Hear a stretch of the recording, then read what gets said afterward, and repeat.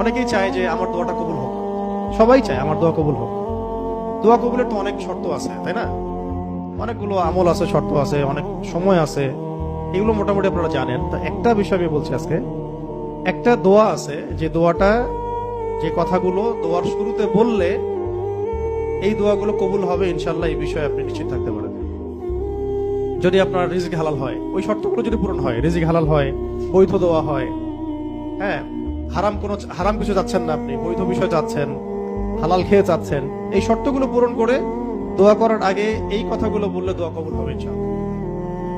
আমি তো আর বলতে পারবো না 100% কবুল হবে, এটা তো আমার পক্ষে বলা সম্ভব না, কিন্তু সবচেয়ে শক্তিশালী যে ওসিলাগুলো দোয়া কবুল করানোর জন্য, সেটা এটা একটা।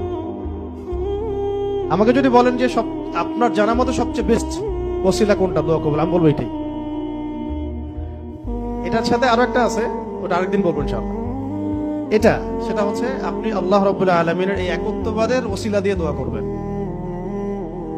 আল্লাহ পাকের এই তাওহীদের ওসিলা দিয়ে, একত্ববাদের ওসিলা দিয়ে দোয়া করবেন। এইভাবে বলা, পরে শুনে আপনারা মুখস্থ করে নিয়েন।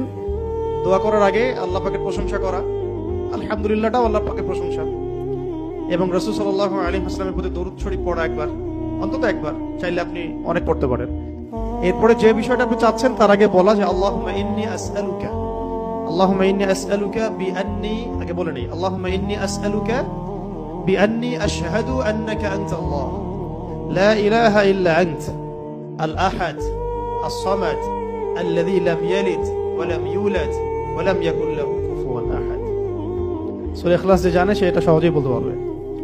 আল্লাহুম্মা ইন্নী আসআলুকা বিআন্নী আশহাদু أنك أنت الله لا إله إلا أنت الأحد الصمد الذي لم يلد ولم يولد ولم يكن له كفوا أحد।